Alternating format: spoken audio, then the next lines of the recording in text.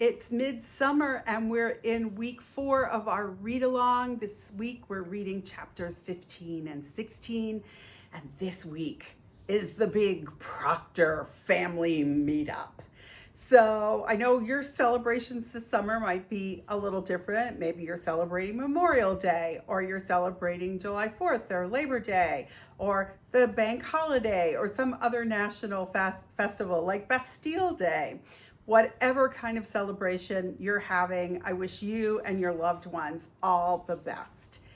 This week we focus a lot on family, and one of the questions I get asked most often is about family history. Where do I start? How do I get involved? I've been doing family history since 1985 when my dad and I started doing it together. So this is a wonderful thing to do with your children. It also involves your elders at one of these great family celebrations. Why not take some oral histories? Kids love to do it. They can record it on a phone and you'll have a video for posterity. It's fun for you and the kids to come up with questions to ask your elders. You learn so much more when you're having a conversation. You pull out all kinds of little details that are going to never make it into the historical record. I have to say that the two places I would recommend you start if you want to go into your own family history and genealogical dive, the two that I use most often are Ancestry.com and also Wikitree. Now, how are these different? Wikitree is basically, to me, the best, most substantiated family history database. Everything on there is sourced. They have footnotes, you know where everything's going. Ancestry, on the other hand, is a great place if you want to enter those details, photos, pictures of letters, interviews with relatives, whatever you want to make your own family tree, go and set yourself up with an account for Ancestry.com.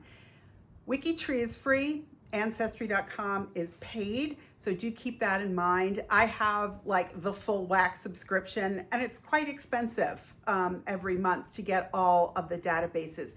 You may discover, however, that your public library subscribes to all the databases Ancestry has, so give that a shot too. The one thing about Ancestry is that there's a lot of family trees up there. They show up first in your search results, and they're full of misinformation. You know, not everybody who came from England was named Lady or Sir, but a lot of people find that their ancestors were, Lady so-and-so. This is completely fictitious and made up. Do not ask me why people decide this is an important thing. I just come from ordinary folk, and, it's all good. Most of us come from ordinary folk. So when you go to Ancestry.com or Wikitree.com, you just start entering in information about your ancestors, and you will be amazed at what comes out. Yearbook photos, pictures other people have actually uploaded of, a barbecue in 1920 that your tiny little baby grandmother was in. It's so much fun to connect to your family and your family stories, and to remember those elders, just like the Proctors do, whenever they gather together. With the ghosts, without the ghosts, right? Family is so very important. Lineage is so very important. And I want to just also add, you never are done with a family tree, right? I started making my family tree in 1985.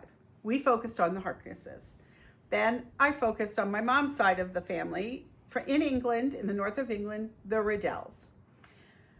I gave copious interviews when I first published A Discovery of Witches that said, I have no connection to Salem, nothing, not anything at all.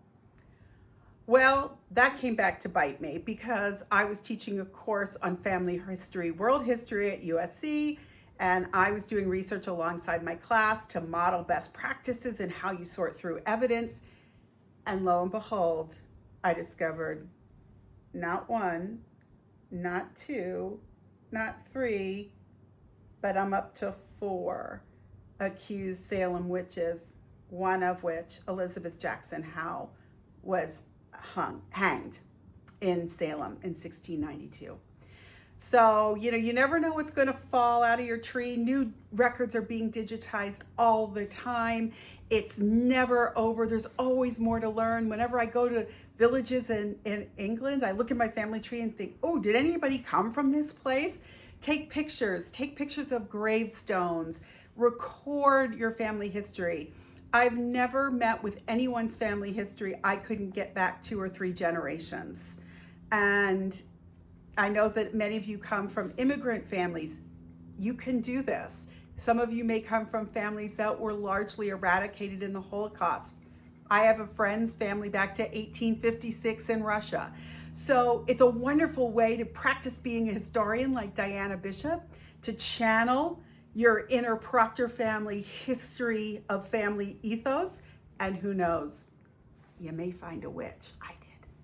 All right, I'm going to see you back for our next week of discussions, which is going to be not next week, but the week after. So see you then. Bye.